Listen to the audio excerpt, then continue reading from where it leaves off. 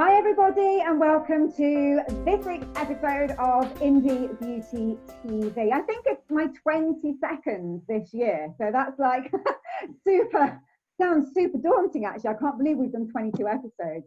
I'm not on my own today, there's no solo episode. I'm joined by the wonderful Yvonne Radley from Big Me Up Media. And Yvonne is here today to talk to us about the more traditional side of media. We're going to talk newspapers and magazines, TV, radio, and how, as beauty brand founders, you can use those in your business. So my name's Whittaker. I'm the host of Indie Beauty TV. I am the founder of the Indie Beauty Delivers community, and you can find me over on Instagram. You can go and join my amazing email group by going to my website and just signing up for my blogs.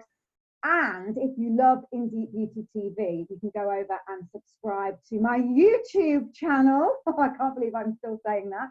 So proud of it. Where you'll be able to, over time, pick up all the episodes all in one place and catch them up. So thank you very much for joining us, Yvonne. Oh, thank you for asking me. I'm really excited. Oh, it's brilliant. I've known Yvonne I was thinking about this earlier, Yvonne, as we were, as I was sort of planning. And I think now I've known you for about 8 years. Yes. I remember the first conversation we had. I was in San Diego and I got up at like 4:30 a.m. or something to speak to you. Oh, I didn't realise you were over there. Oh, that's really good. That's dedication. Yeah. I went back to bed afterwards, but... Yeah. What's with all the partying? But yeah, so we met, we kind of got in contact about 8 years ago. When I first started my business and I left the world of working for other people and launched on my own, I was desperately in need of a business coach and mentor who could help me reach my audience and establish myself as an expert. And Yvonne was the person that I chose as my mentor. So hence why I know her, and we mentored, and now we're super friends. You often see Yvonne. Yes. and Yvonne's sister Leanne on my Instagram stories when we go out and do our kind of monthly kind of networking events where we share each other's problems through and help each other out. So Yvonne, I'm going to let you introduce yourself and sort of talk about your media heritage, if you like. Okay. Well, I'm Yvonne Radley from Big Me Up Media, and I mean, God, I've been a writer for over 30 years. So I started way back when, God, how long was it? It must have been 1990, which, you know, when I first started out as a journalist, we still use the old typewriters, and I did all my training at the Loughborough Echo. Then I went to work for the national press for about 5 years. And then I went into radio. So it's quite unusual that normally journalists stay in one genre, but I did hop around. I did a little bit of TV, radio. I also worked for the magazines because it was at the time of the magazine explosion as well. And then nowadays, of course, we've come into the social media explosion where I'm a marketer and I work online and I'm a blogger. So kind of everything. And in between all of that as well, I was a freelancer and did some script writing work as well. So I've kind of done everything in the vast number of years that I've been doing this. It's funny you're talking about how long ago things seem. I wrote a blog last week and admitted in like the first paragraph that when I first started working, it was in a time before social media and even in a time before we used email. Yeah. And it just blows your mind when you think about how far we've come along since then. I used to spend all my time in the library, like referencing stuff, tracking people down. The library and births, marriages and deaths, trying to find people. Now you just Google their name or Google them put them on Facebook and there they are. It's made it a brave new world, social media. Yes. But actually, one of the things that I think is a really good place to start is that we do have social media now. We can reach people on like all over the world, and it's absolutely wonderful. And it's kind of free for most of the time, or we can make it free most of the time. So what is the interesting question to look at the more traditional medias, like newspapers, like TV, like radio, like magazines, and say, is there still value in PR and exposure in those mediums? Well, I would ask you straight away if Richard Branson or Mark Zuckerberg were offered to be on the front page of the New York Times Mhm. or Esquire magazine or Entrepreneur magazine, you know, do you think they would jump at it? Of course they will. And so getting into traditional media, and you see people do this with books all the time, they try and get on the, you know, New York Times bestseller list, that kind of thing. What getting in the traditional media does for you is it validates you, it gives you an air of authority, it gives you that expert status. And it's kind of sanctioning you. It's the newspaper and the editor and the journalist saying this person should be listened to. And so from that point of view, it's a really good thing to get traditional media, especially with the press.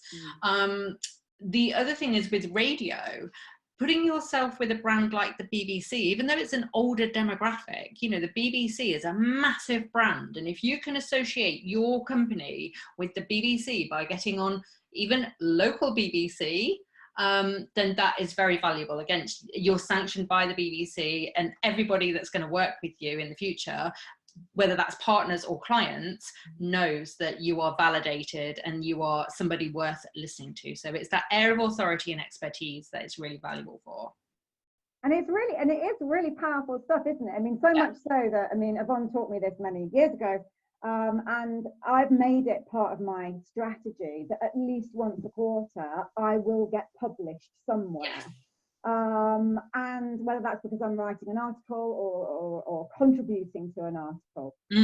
When I put that out there, people do associate you with that organisation that's greatly admired or that's headed up by somebody who's really, really knowledgeable in the industry. And you get that association. You get to use it in your marketing. Yes. You get the kudos. And it is really, really powerful, so much so that I, you know, like I say, I put it into my strategy. And it's just as powerful for beautypreneurs. You need to be the experts, and you need your followers to see you as experts, to trust you. And I'm going to hand over to Yvonne because she's the best person to talk about this. Yeah, you have to have people, you know, you want your clients to know. I always say know, love and trust you nowadays. It's not enough to just know, like and trust you. They have to know you, they have to love you, and they have to trust you. And becoming that person of authority, and also being that authentic person as well, which social media allows us to be nowadays. You know, we have a lot of video, and so it's very easy to show up as not just the brand, but the person behind the brand as well. Oh no, that's really interesting. So I get, loads of people ask me about, you know, the value of the more traditional presses. And one of the biggest questions that always comes up is just how? Oh, okay. Told me, who's got this wonderful brand that I believe in passionately, that makes these amazing products, how do I start to even begin to think that I can gain exposure in these mediums? I think that is probably one of the biggest things to overcome, because when, like, to me, that seems like because I know how to get in the press, I never really think about, you know, because it's so easy. It's so easy to get in the press. That to me, there's no obstacle. But then I've been working in it 30 years and I've been on the other side of the fence. And I do understand from the clients that I work with that the biggest thing that will hold you back from getting in the press is you yourself and your confidence. And you will think, I don't have a story to tell.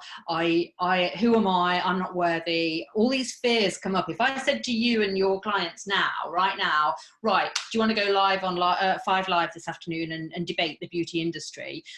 Very few of you, because I've done it on my live events, very few of you will put your hands up and say yes. Because we're hit immediately with that terror that we may say something silly, we may get something wrong, we may say something like we might have strong views about something that other people don't necessarily agree with because we're ahead of our time. And so all these fears start cropping up in your mind, and eventually we don't do anything, we just procrastinate. But literally, if you want to get in the press, the first thing to do is just email whoever you want to get in the press with. And I highly recommend starting local, you know, local BBC, local newspapers and magazines, local television.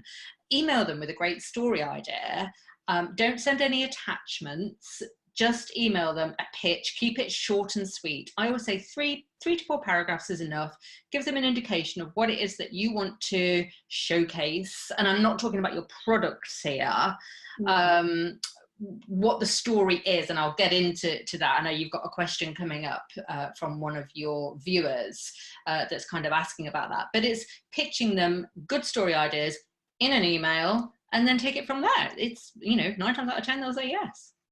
Well, and I think that's a really interesting element of it, and because I always remember you saying this to me, that as a journalist, your job is to find an interesting story. Yes. It's to find a story that people want to hear. And I always remember you saying, particularly if you're a sort of a local journalist, you're always looking to find a local angle on a national story. Yeah, it's called writing a I national learned very story. well. Yes, yeah, you're an A-star student.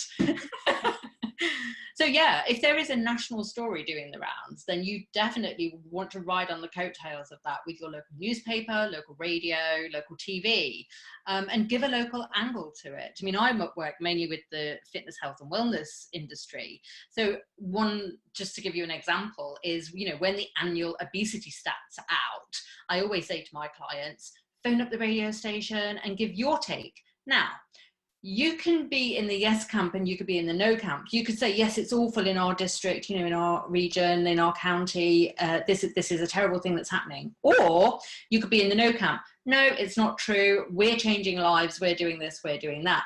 What you can't do is sit on the fence. You've got to be in one camp or another to get on radio or in magazines, TV. You've got to be opinionated. You've got to have strong opinions. And so, you know, there will be stories that are akin to the beauty industry as well. And I'm sure then you would fall on, you know, the yes or the no camp. But choose one and then phone up your local radio station. Yeah, and there's always big stories breaking in Yeah. every industry and in the beauty industry, which is another reason why I'm always telling you guys to, you know, keep your eye on what's happening in the industry and what trends are breaking.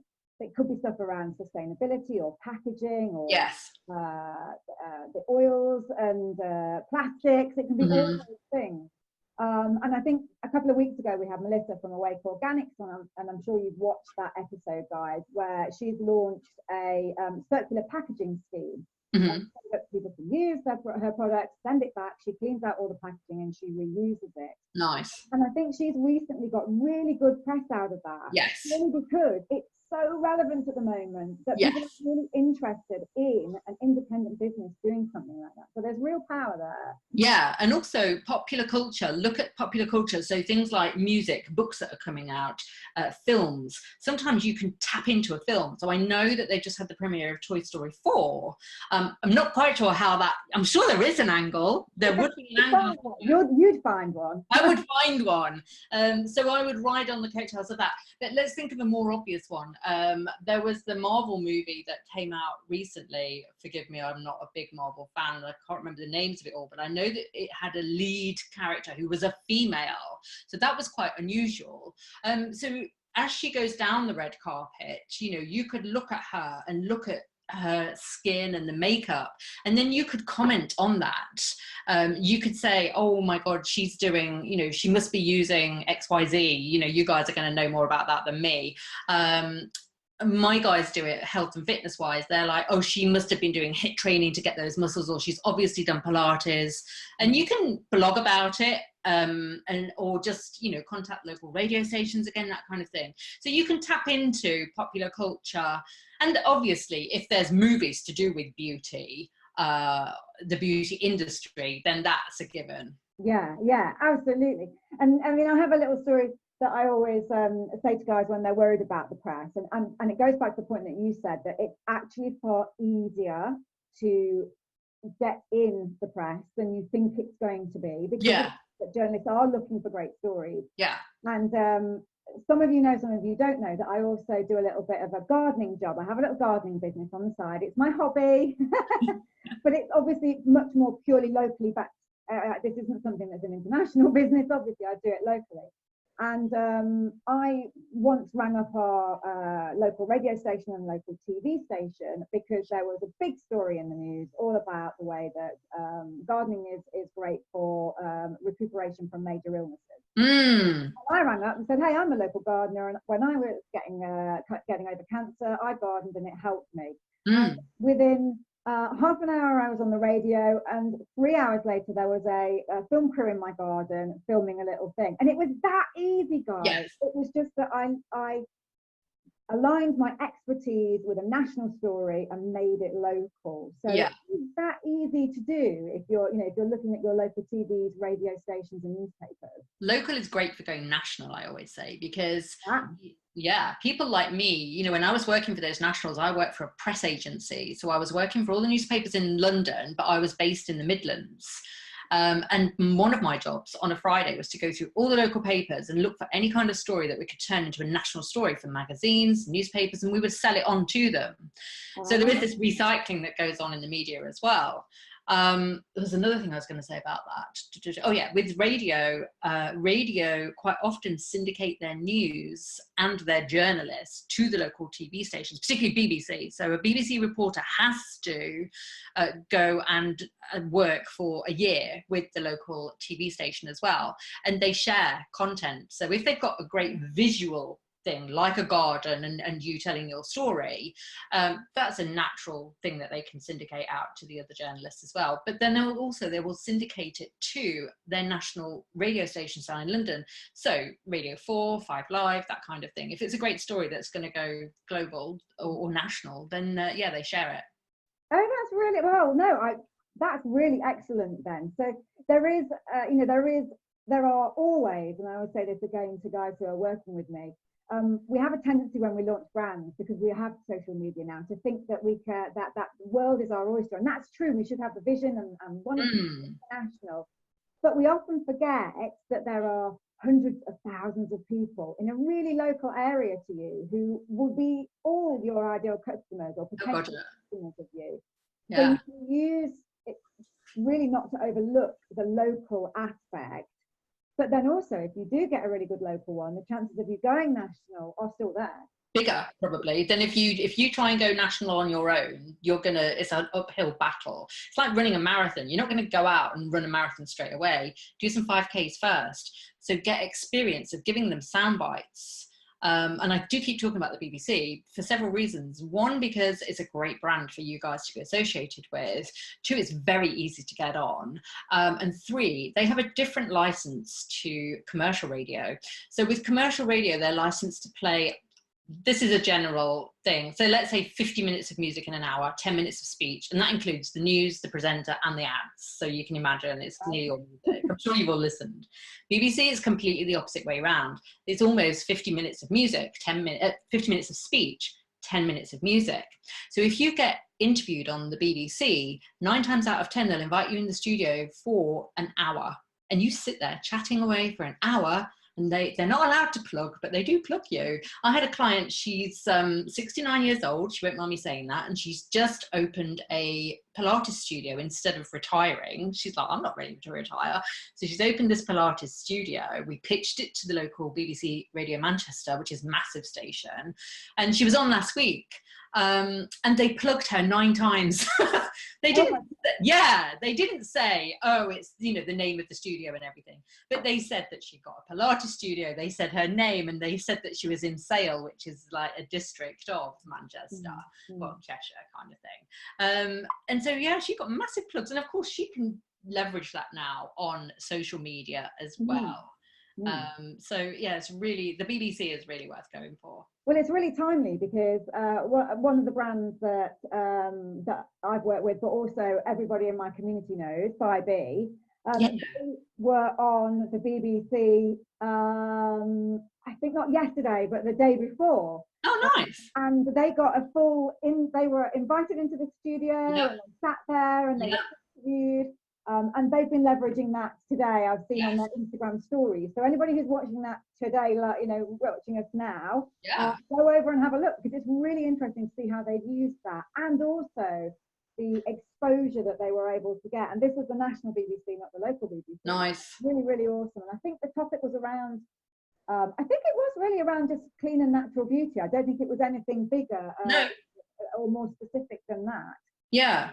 So it's really, really interesting. Radio 4 Women's Hour is really worth listening to, because you'll see the kind of stories that the national radio companies deal with. There was one recent, because a lot of my clients are into Pilates, and there was one last week about, oh, you're doing your Kegels wrong. It was literally a whole debate about Kegels, and they had 2 experts on, and it was all because they'd had another expert on a few weeks before, and they was kind of criticizing her, saying, no, that's wrong. So again, that yes camp or no camp.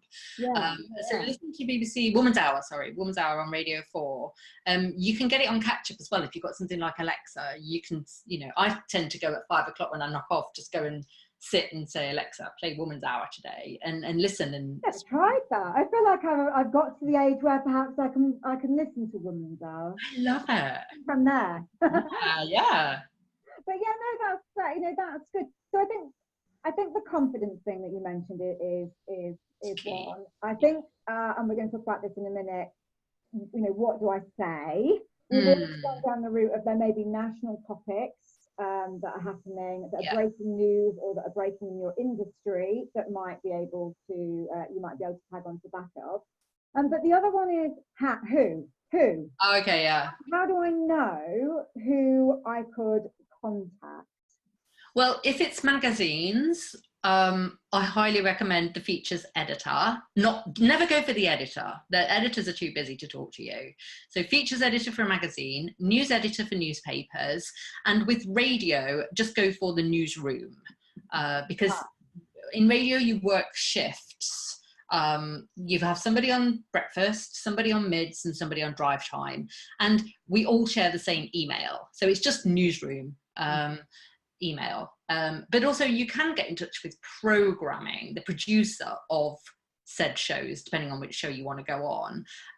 So you can pitch to producers as well. Okay, cool. Okay, what about if we know journalists who talk regularly about topics that we could perhaps contribute to? Should we be, what should we be doing to try and get on their radars without kind of stalking them in any way? Yeah, just cozy on up next to them. Twitter is a great place.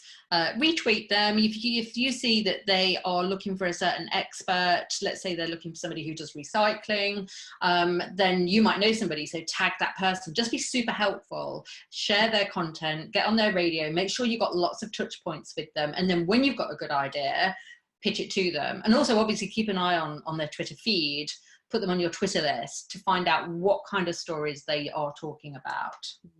And you've chosen Twitter because Twitter is the place where the journalists hang out. Yeah. Journalists and celebrities hang out on Twitter. All on Twitter. So yes, if you are a fan of a particular journalist, or you know of journalists who are talking regularly about the beauty industry, then get following them and start having conversations and chatting and contributing and sharing. And I guess the other thing that I always remember you saying is once you've made contact and you've helped a journalist out, to continue that contact, never let them go. You could become their kind of go-to expert. You will be their beauty expert, and they will always call you. And let's say they're on your local paper now as the junior reporter. In 20 years time they could be the head of Sky TV. They will take you with them wherever they go in their journey, and who knows where that's going to be nowadays with the landscape changing completely.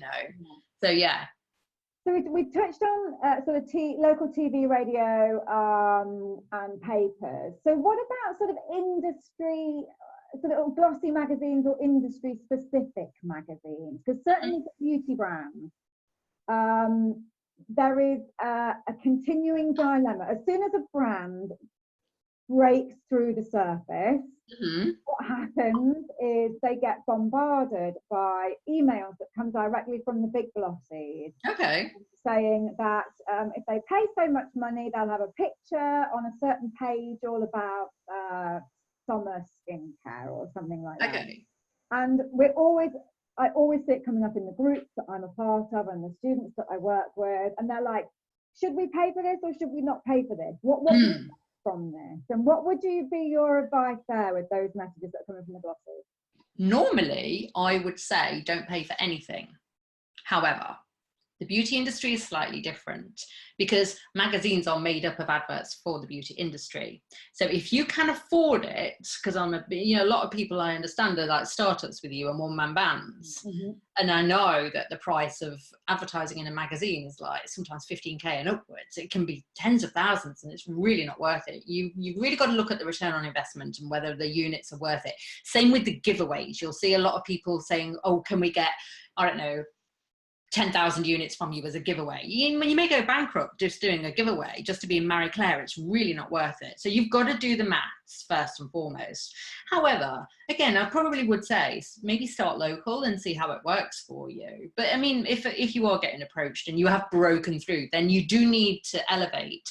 So in your case with the beauty brands, there is definitely scope for doing some advertising with the brands, the magazines that you really want to be in. Invest your money, maybe just with one particular brand that you know has got your ideal client as a reader. Mm-hmm. But then also there's lots of ways, and you definitely want to do lots of ways of getting publicity without paying. And that is all because, again, to be that expert, anybody can take out an ad, guys. So there is no air of authority or expertise that is coming with the fact that you're advertising.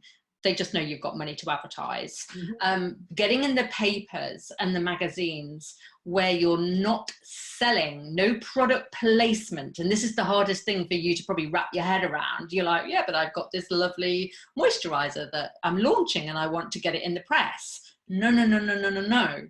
You'll be blacklisted straight away. We don't want any product placement.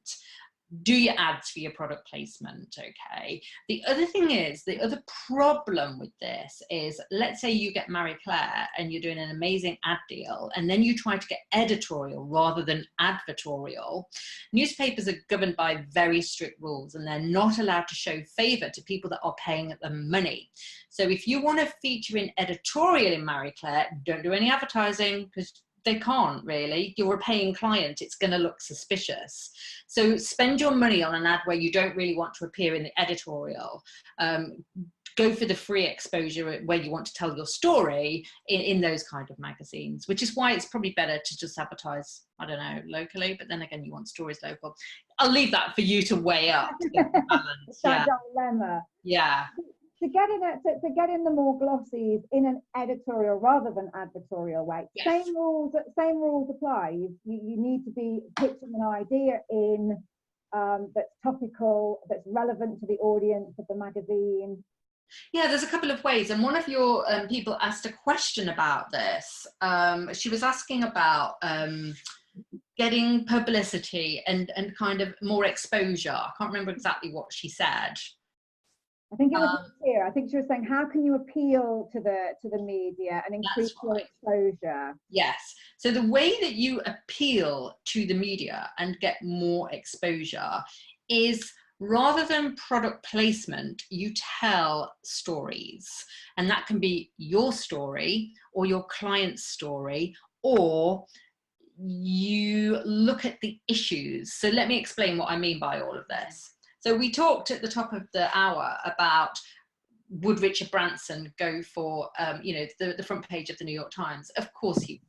So when we think about Richard Branson, we know that he's got all these virgin brands, but he started in the music industry, then he went into planes and banking and broadband, and I've lost track of all the things that he does. But when we think of Richard Branson as a person, we think adventurer, explorer, because all of his press and PR was all around those crazy balloon rides that he did. And then in the latter years, of course, he's been doing the rocket ships and everything.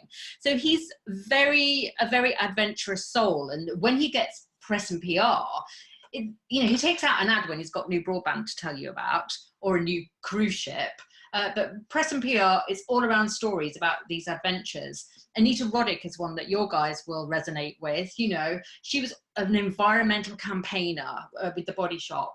And so she always got press and publicity around that issue. Tom shoes, your guys might be aware of. You know, you buy one pair, you give one pair away. And so think about it's called sometimes your origin story, how and why you started. And it's quite often a personal thing to do with your own journey. So tell that story often. You always hear Richard Branson tell that story about how he went for a flight, he got a date on the island. I think it was Necker Island before he bought it. The plane was cancelled, and then he just got loads of people together and they chartered a plane, and that's how Virgin Airlines was born. And I've heard that story so many times. The other story is when his mum took him to London and left him, I think he was 7 or something, to find his own way home, and he did. And he's very resourceful. And so you want to repeat these stories in your own marketing and on your own website. Whenever you give presentations, tell a little story, repeat it, and then it goes in. But also, this is the kind of story that you want to be telling the magazines and the newspapers, particularly when you're trying to emerge as a brand, because it's those stories that people will remember you for, not what your cream's made of, that kind of thing. Yeah. The other thing is, it's very important to, sometimes your stories can be around what it is you stand for. And then I was thinking about your guys. And so when I think of the branding, these are some of the things that spring to my mind that I've seen in the industry do it. So it's what you stand for and what you stand against. And this is more about issues. So it might be that you wage war on the plastics, and that is a great story, particularly if you can ride a national story as well. It might be that you wage a war against parabens, MLM companies, or it might be that you stand for equal rights and equal pay. Maybe you only employ women and you've got a cooperative going. That's fantastic. Richard Branson's mum, she has one in Morocco. You could get publicity around that. Maybe it's about giving to a particular charity like Tom Shoes. And so if you've got these things in your business, you really want to be talking about them. And if you haven't got them already, think about putting them into your marketing structure. It's really worth getting a charity that is aligned with your brand, and getting publicity around that. Other thing that you can do is niche down. I cannot stress this enough. It's not enough to be known as a beauty expert. You really want to be a beauty expert in one particular thing, and get quoted in magazines, get on radio and TV. Eventually, if you get known for one thing, and Rachel, you could probably reel off 2 or 3 people that are known for one thing, you know, eventually you're going to become an influencer, you're going to be offered book deals, you're going to be offered TV slots, you're going to increase your sales, you're going to change the world and have an impact. So yeah, I would definitely look at doing that. Not product placement. I've said not product placement enough. Yeah, and it is. And so, I mean, if you want examples of brands who've done that really, really well recently, I guess you can look at The Ordinary, so part of Deciem, with Brandon Truax, who literally niched down to the fact that they were going to create these products that were full of incredible ingredients that the rest of the industry would charge a lot for because they could get away with it. Yeah. I don't know how much these things cost, and I will take it to the market at the price that they should be. The margins that we charge are you challenge, you know, an industry like that. You can look at Glossier and what Emily Bice did there, and that she said, I'm not going to follow retail. I'm not going to go down the retail route. I'm going to define my brand as an online direct-to-consumer brand. It's completely different. Yeah. Sort of in the industry at that time. So you can niche down, and it's interesting. Lucia, who asked the question, was one of my rock stars last year. So I know her origin story really, really well, and her brand grew out of a horrific skin sensitivity, right, which, you know, nearly cost her a life letter in a reaction to something. And she does a lot of work with the charities that support people who have this affliction. And that's a brilliant story. You know, that's a horrid thing to happen, but it's a great story and reason behind your brand. Yes. There's one, let me just get the app on my phone because I can't remember her name. Bear with me. Caller. One of my sayings. Deliciously Ella. Oh, yeah. She started her company because she had, I can't remember what it was that she had, but she needed to change the whole way that she ate. Yeah, it was some kind of chronic exhaustion, chronic. So yeah. Isn't it? And so, yeah, your story is really powerful. And it really then, you know, your brand is your vibe, guys. And so think about what your vibe is and all those things that, you know, what you stand for, what you stand against. What you stand against is equally important as to what you stand for, whatever business you do. Yeah, no, it's really interesting. And I think my guys probably get bored of me talking about how important their own stories are, and it's not necessarily, if you know everybody's selling skincare, you have to find the thing that makes you a little, you know, you that bit different. And you tapped into it there about the person that went, instead of going to retail, went online. You are all entrepreneurs, and so you can sell your entrepreneurial story as well. And so think about if you are doing things differently, like my lady who was, you know, she's 69, she's 70 next year, she should be retiring. No, she's starting a brand new business. She's challenging ageism. She's really against ageism. So she talked about that as well. I mean, age, oh my God, that's like a massive subject for you guys. Body positivity, massive, you know. It doesn't have to be directly linked to what it is that you sell. You just have to... And I think that's a really good point, because I think a lot of us get a little bit stuck on the fact that we're a beauty brand and that we should talk beauty all the time. But as you've just explained, there are so many other things. And I'm just trying to think of somebody off the top of my head in beauty who does this. You're all going to laugh because I'm going to bring up my stalwart example that I use all the time, and it's Osmia Organic. And if you go and check those out, you'll see that what Sarah Villafranco does as the founder there is she's got amazing skincare, but she talks about those wider issues that are important to her. So she did a massive thing about going grey naturally. And she talks a lot about getting to that point of her life where things are beginning to change, and she's open about that because it sits alongside the beauty. She's very into her fitness, and she shares that kind of thing. And it balances out the beauty, but it just makes her a more rounded person that you can kind of grab hold of and say, oh, I really like you and love you. Exactly. When you do this, when you put yourself out there in this way and share what your beliefs are and everything, you are going to pull some people closer to you, and you are going to lose some. That's fine. It's called polarizing. But that's fine to lose the ones that we don't want, because you're going to pull your crowd closer to you. I'm just thinking, as you were talking there was a couple of really contentious ones that have come up recently that are not necessarily associated with the beauty brand.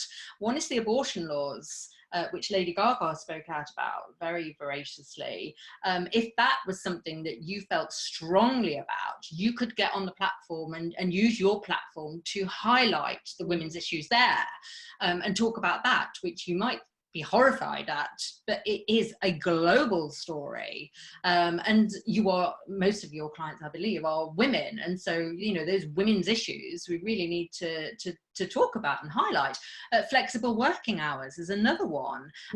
Donald Trump when he came to England, and just generally anyway. I can't believe we've managed to get him into this. How did we do that? Sorry.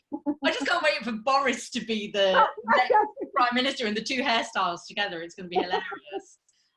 There's a story for you. Oh my God, the hairstyles. What we could do to help Boris with his male grooming. Oh God, yes. But you know, his attitude towards women is dubious, to say the least. You know, he could be somebody that you stand against. I'm not even talking about politics here. I'm just talking about, you know, speaking out and tapping into those wider issues, things like bullying and confidence. Amnesty International, you know, there's lots of women that are in captivity, held against their will still, you know, that kind of thing. Honor marriages. There's just so many issues, and it depends on what and that would go to the charities. You know, if you felt strongly about a certain issue, then that might be a charity that you would support, and then you would talk about it as well, and you might donate your products to those women, that kind of thing. Yeah, so what you're saying is, and it comes back to the point you made really early on in this, is that if you want to be sort of appeal to media, you have to have a stance, you have to have a side. You can't just go down that middle ground and ignore everything that's happening around you. You've got to choose those things that you want to speak up about and speak up against. That's what makes you attractive to the media, because you've got something to say. And your point again, and this is one that I get asked loads and loads and loads, is, but I don't want to put people off. And you're saying, put them off. You Get rid can't of sell them. to everybody. Yeah, I call it staying on script. And it goes back to my screenwriting days, you know, and I talk about Bridget Jones. If you watch the Bridget Jones movie and she suddenly got a machete out and started killing people, we'd be like, what? I thought I was in a rom-com and now I'm in this slasher movie. You've got to stay in your lane and stick to your genre and be a 3D character. We're only with Bridget for 90 minutes, and yet we know her life story, we know her childhood, we know her dreams. We can map out her future for her as we go through the movie.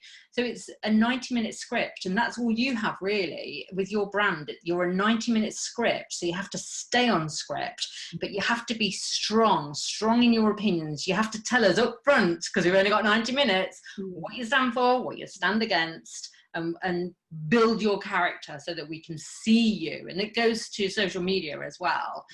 We have to see you. Otherwise, you're in the background and we don't see you. We're doing loads of work in Rockstars at the moment on being a visible founder, and it's oozing out into my social media to try and encourage the rest of my followers to do it. Yeah. It's not something we find very easy. No, of course not. But this is all really relevant to it, regardless of, you know, whether it's great to help you get into the press, but the same thing applies when you're on social media. Absolutely, yeah. So one of the questions that we also had was, it came up, you know, do we really need to spend money? And I think we touched on that earlier. And sort of that there are times when perhaps advertising is worth it.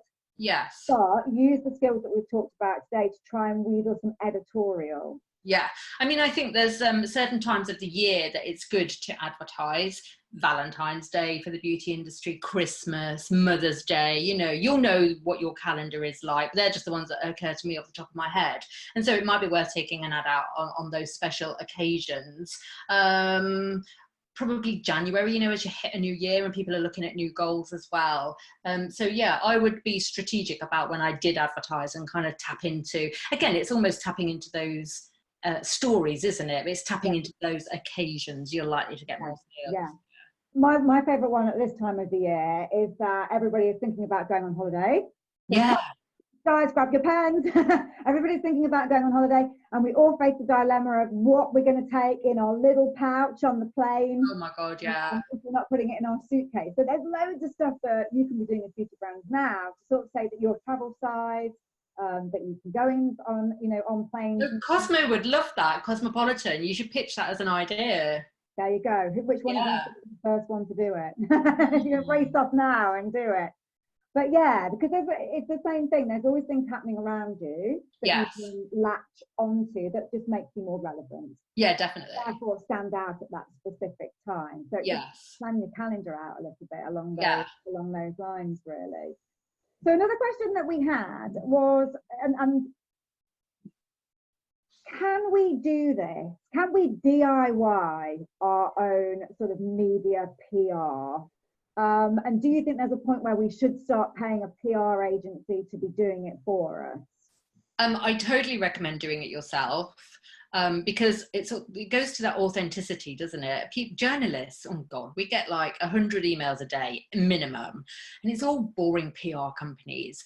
I don't recommend a PR agency until you become a massive brand and you need a marketing person that deals with that side of things. Then fair enough, and they'll sort out, you know, all of your glossy magazine adverts and all of that.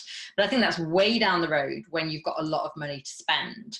I think initially, because PR agencies, they send stories out, right? And they literally have tick boxes. So maybe you're paying them to send it to 20 magazines, let's say. Well, on those magazines, you might have things like TV Times, Radio Times. It's like, they're not interested. They just fill out a quota. It's some kid in London.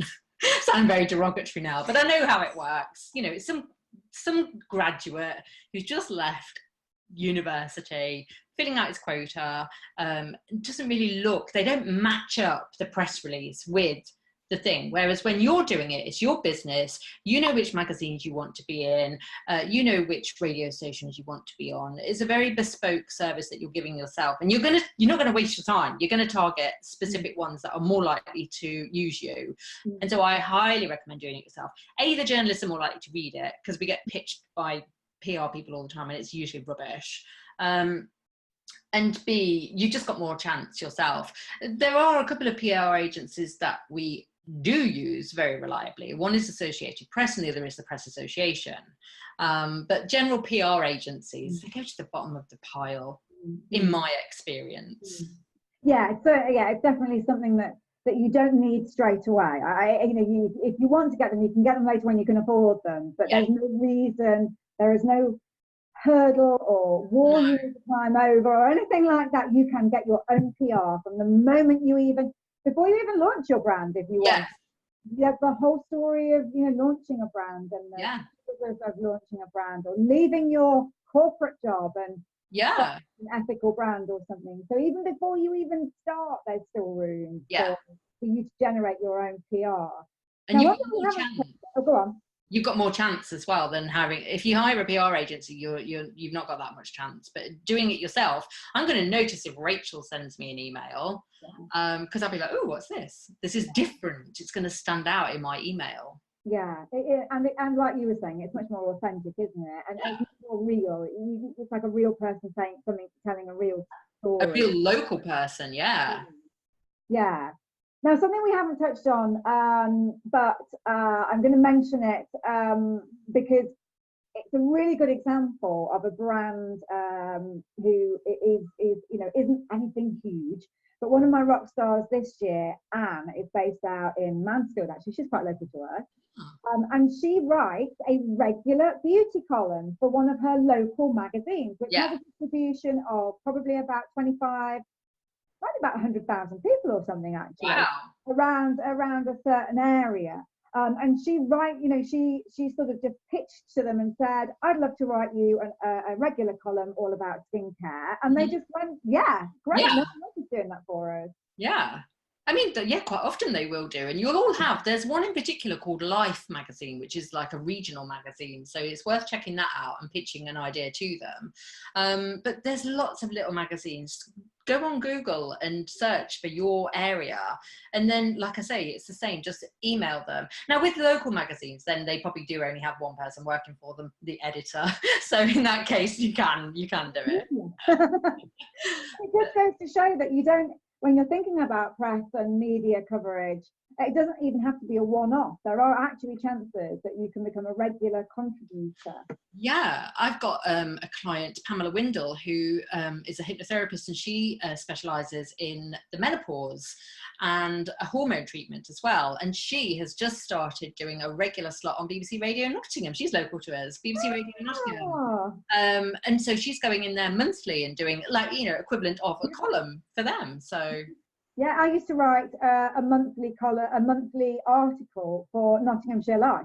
Yes, which is it's a terribly upmarket magazine. It's nice, isn't it? Yeah, very, very nice. Very hard to get hold of. But I would write a gardening article every month. It would normally be topical in line with Easter or whatever, And but again, it was easy to get. I just sent an example to them and said, I'd love to write for you. Yeah, that's all. I think you have to understand that you're not going to get paid for this, guys. Yeah, this is all about publicity and gaining that sort of expert position and that sort of endearment and sort of from the magazines and things that you're writing for. Yeah, you are doing it for the love of your own job and brand. But yes, exposure. Definitely, and then you can leverage that on social media. Yes, yeah, definitely. I'm going to come back to that in a second. So we hinted at it a minute ago. I just want to pick it up and just make sure that people really get this side of things, because where you get featured and the organisations, magazines, radio stations that you target is really important, isn't it? Yes. It's not just put it out there to everybody. No. There needs to be real thought there. Yes. I mean, some magazines, they don't like it if you pitch lots of ideas to lots of magazines. They like exclusivity, which can be time consuming because magazines are very slow at coming back to you. I've had one client, they took her idea and it was 2 years in the making kind of thing. She'd written it and delivered it to them, and it was 2 years later that it was published. I know. It was a Mother's Day story, so it was supposed to be on the year that she did it, but then something else happened. I think it was like a national thing, and then they managed to get an interview with somebody. It was a woman, and then so they dropped my client's story, but it was so good that they used it the year after. Yeah. So they will hang on to stories and use them, you know, when the time is right. And you want to focus in on those kind of organisations that your ideal customer is reading. Well, yeah. Otherwise, what's the point? Yeah. You know, there's no point going in the Radio Times if you know your demographic is sitting in Vanity Fair. Exactly. It's a very different. So you really need to be, you know, focused in on where you're going to put them. The other thing we haven't mentioned at all is there are loads of online publications. Yeah. So there's the media that's sort of out there in the traditional sort of sense, but there's loads of online stuff. I mean, I write online for Beauty Matter, and then I've contributed to people like Beauty Independent, and it works much faster with them. Oh God, yeah.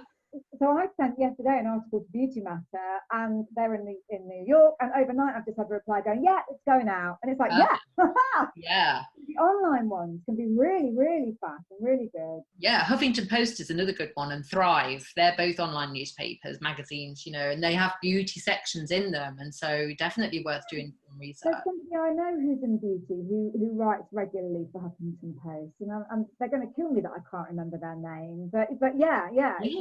Interesting. And I mean, that's another great brand. If you can say that you're a Huffington Post contributor, that's brilliant.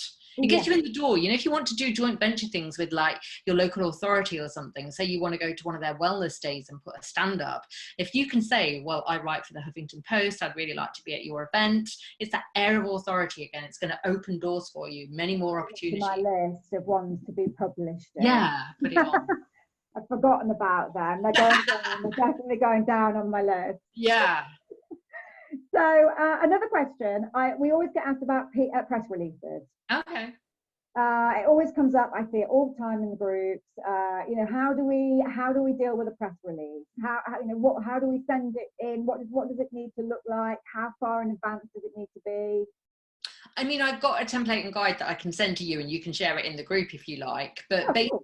But basically, because there's a lot of detail that you need in a press release. You want to, though, copy and paste the press release into the body of your email. Don't send attachments, don't send photographs. I'm sure a lot of your guys, you want to send photos because you've got beautiful images, high resolution, you probably had them professionally done. Don't send images. If they want images, they'll come back and they'll ask for images. But all it does is clog up. Remember, we get over 100 emails a day. So you imagine how many times your computer might crash with all the blooming attachments, especially in radio, because we have a lot of audio attachments as well. So don't send attachments, just send the basic press release. And then at the bottom of the press release, we have a section called editor's notes, which is where you put a lot of the contact information, a lot of the bump, stuff they need to know. They need to know how many products you've got, how many countries you supply to, that kind of thing, how many awards you've won, what your website is, contact information. That all goes at the bottom in the editor's notes. So the top is nice and clear for the pitch of your story, and it's probably only 5-6 paragraphs long. One of the biggest mistakes people make is they waffle on for ages. We haven't got time to read your essay. Give us it in a nub and then let us make a decision. No, that's really good. Yeah, if you would share the template, that would be absolutely awesome, because again, we do so much as beautypreneurs and founders. Many of you are winning awards, many of you are being invited to speak at certain things, and they should all be going out as press releases, really.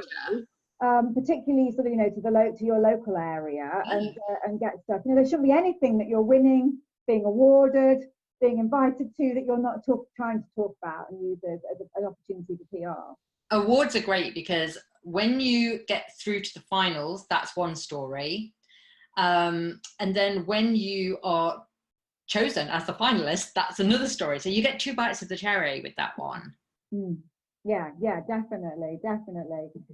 Give us, I've got 2 things left. One you started talking about was ideas for stories. So give us what you, because I think we've probably touched on quite a lot of them already, but just give us it was mainly around that, you know, your own story, having your own story.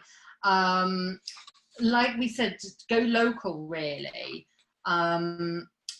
And things like the popular culture, the cinemas, the books, the music, that kind of thing. For example, I know, does your guys ever do like fashion as well, or is it just beauty? It tends to be just beauty, but a lot of them are, are fashion conscious, and it's part of what their Yeah. research. So obviously there's going to be trends, each season brings its own colours, colours, trends, that kind of thing. People like Lady Gaga, she is somebody that makes massive fashion statements every time she steps out. And when she was doing A Star Is Born, she took it right back to basics, and she was only ever seen really in jeans and white t-shirt. None of the crazy outfits that she used as a PR exercise to elevate her position in the first place. But that is something that you can use, and you can use props yourself, whether you dye your hair blue or wear particular types of glasses, or always have a hat on or something. You can use props to stand out, especially if you want TV work, something like that. It's always good to have some kind. You'll see people on TV all the time that kind of do it. So with story ideas, we talked about riding the national stories as well, and thinking about your stories, like I mentioned, Anita Roddick, Richard Branson and Tom Shoes, and those issues that you're famous for. So it's really tapping into all of that. The other thing you can do is awareness days, weeks, months. They're always good to tap into. There's going to be things that crop up in the calendar, and what we just talked about, when it's best time to sell, things like Valentine's. If you could do a blog post when it's around Valentine's, or an article for a magazine around Valentine's. We do have a planner that people can download if they want to on our website. That's got, it's mainly fitness, health and wellness, but some of it will fit with your guys. We normally do one at the beginning of the year, but actually I don't think I put it on my calendar, because I've got my calendar that's of the beauty events. Right. Beauty events and beauty awards. And I always used to have a back one that had awareness days on. I don't think I did that this year. Yeah. So I didn't state that, because there's some brilliant ones. Yeah, I'll send you the link to the website, because it's just on the top of the website, bigmeupmedia.com. Download it. Now, even though we're halfway through the year, you're going to get 6 months of the ones that are still half a year's worth. But also you'll get January to June as well, and they always repeat, so you'll be able to see what's likely to come up. The days may change ever so slightly, but you'll be able to see when. Just thinking of things that are coming up, actually, that are probably relevant to you guys, would be normally in September, I think the Soil Association do a week around organic beauty or something like that. So we're sending their website. Yeah, organic week, organic months. Yeah, and then we get Small Business Saturday, don't we, which is November time. Yeah. Near Black Friday, I seem to remember. Yeah. That's another one. There's lots of stuff around cancer, breast cancer awareness. Yeah. So obviously that's a good time to talk about parabens, that kind of thing, plastics. Yeah. So there's loads of things like that are good story options. That's excellent. Yeah, so it is really just paying attention, being switched on to what's going on around. Yes. Culturally, what's happening in the sort of the media and the news, what's happening in your own industry. Yes. And also your own personal stories, your origin. Yeah, definitely. They're all the options available. We just had recently, I think it was either last week or the week before, because a lot of my guys got publicity around it, Men's Health Awareness Week, which you might think, but I don't do products for men, and my guys are the same. Most of them sell to women. However, last year, Jane Thomas, who does Pilates, she got on the BBC for an hour talking about how good Pilates is for men, especially if they play golf, that kind of thing, or are getting over an injury. And so, your audience, even though it's mainly women, they all have dads, brothers, husbands, sons. And so it's a good time to give a different viewpoint about health where men are concerned as well. Yeah. I think what we're saying is there's really no excuse for any of you out there not to get some kind of media spin an angle regularly. Yeah, I do. Put it, make it part of your strategy every quarter that you will get some media exposure. we hinted at it earlier, and that's what I just want to come back to, because your exposure isn't limited to that day, that minute, that publication. Yeah. We take that and we use it to continually draw that out for as long as we can, really. Yeah, I mean, if you get publicity this week, put it out 5 times this week, put it on Twitter, put it on Facebook 3 times, once in the morning, a couple of days later in the afternoon, maybe at the weekend, that kind of thing. Roll it out again in a week's time. Oh, look at this, what I was doing last week. In a month's time, oh, I was so proud to be featured on XYZ last month. 6 months' time, put it out again. Oh, here I am. Go back Thursday, I'm sure you can. Yes! TBT, you could do it on. You can just keep, pulling these things out. The other thing that you can do is you can add them to your website, of course. Of course, yeah. And also, if you have a shop, like if you're on the front page of your local paper or you're featured in Marie Claire, get a lovely photograph, put it in a frame and have it where people can see it on the reception or hanging on the wall. That's always good. It's a talking point then. People are like, oh, you've been featured in Marie Claire. Oh, yes. Yeah, so it's not just a one-off, your PR exposure. No. You can really, really sort of, make that work continuously for you, and really do that. Please tell us before we go. I'm just thinking, have we? I know that Jen had asked about getting onto TV. Yeah, I've got some ideas around that. I don't know. I mean, do you know her well? Do you know why she would want to go on TV? I think yes. I think she's done some TV before, and she's very good at it, and she enjoys it, and so she's seeing an opportunity to maybe try and find something that's a little bit more continuous in that area.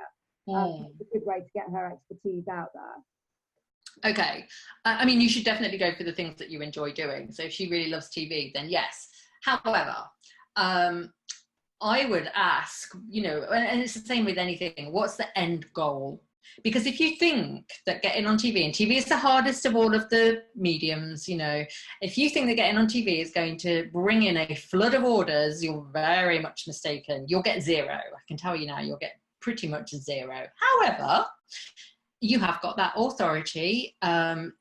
You can leverage it in your marketing, on social media, on your website, like we've just talked about, and you'll become known as the local expert. And there are local TV stations. So where we live, there is Nottingham TV. Nottingham TV. Yeah. And so you probably have got, ours is based out of a building called Confetti, isn't it? Where it's like a little mini media centre. Yeah. So if you've got similar in your town, it may be up at your local university, for example, find out your local media centre and go along, and it's probably got a TV thing of its own.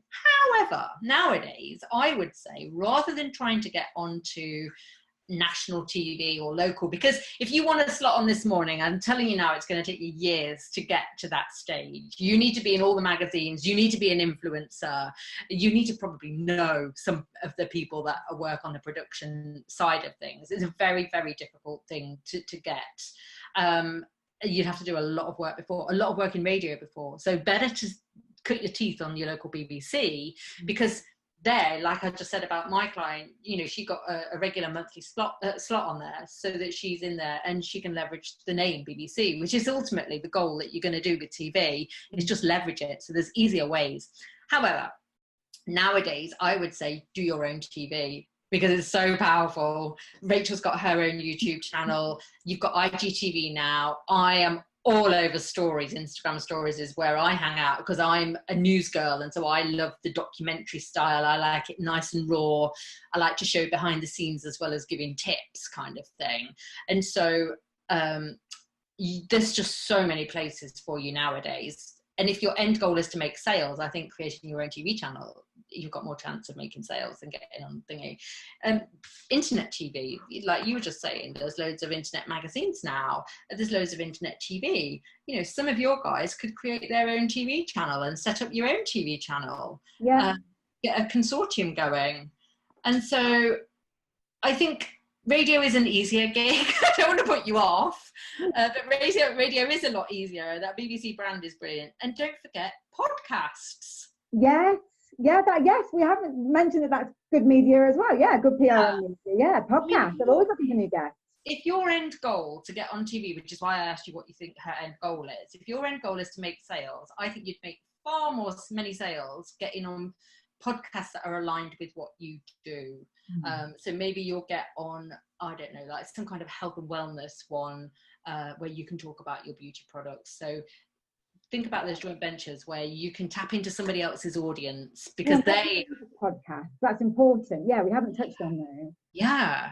So I want to wrap up just very quickly with asking you to give, just tell people what Journo Request is, please. Okay, yeah. So Journo Request is a hashtag on Twitter. Hashtag Journo Request, JOURNO. And it's where freelancers, and then request, it's where freelancers go. We call them stringers, because nowadays, you know, when I first started, we all worked in a newsroom. Nowadays, everyone works from home, really, and you only have like the features editor at the magazines and the newspapers. So a lot of them are on Twitter. Now, it's where they'll go if their normal contact has let them down, or they've gone on holiday and they need a quote fast. So you have to be very fast on Twitter to respond to them. So it's people looking for quotes, but it's also people looking for TV, sometimes radio. It tends to be more the print and TV side of things. And they're looking for guests to appear, or maybe to write an article about certain things. So get on to hashtag Journo Request on Twitter and have a look at that. However, there is another one that I would say is more apt for your guys. Ooh, yeah. I like.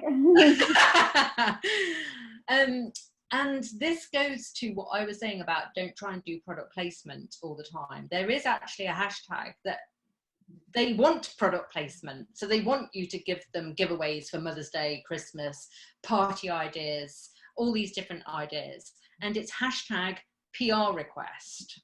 So this is akin to Journo Request, exactly the same, but it tends to be PR agencies looking for free giveaways, or Woman and Home are doing a Christmas special. Have you got any gifts that we could highlight and showcase? So that's a great one for your guys. Oh, that's amazing. Thank you very, very much. You're welcome. It's a pleasure having you on. Before you go, where can we find you? Because Yvonne is just a mine of information on branding and media and social media. So where can our guys go and follow you? I mean, the best place to follow me is Instagram, and I am Big Me Up Media. I love Instagram, but my website is bigmeupmedia.com, so you can check out what we do over there. Oh, that is brilliant. Thank you very, very much. Thanks everyone for watching as well. Another episode of Indie Beauty TV, my own TV station, because I thought that was the easier way of doing it. If you've got any questions for Yvonne or me after you've watched, just pop them in the comments below, tag me in, and I'll get them to Yvonne. You can probably tag Yvonne in as well, but anyway, if you can't, just tag me in. And I'll sort you out. And I will pop a link in soon for the PR, for the press release template. Yeah, press release template and guide and the planner. I'll send those over to you. Oh, that's awesome. Okay, guys, thank you very much. Loads of indie hugs and loves. I'll see you all soon. Bye.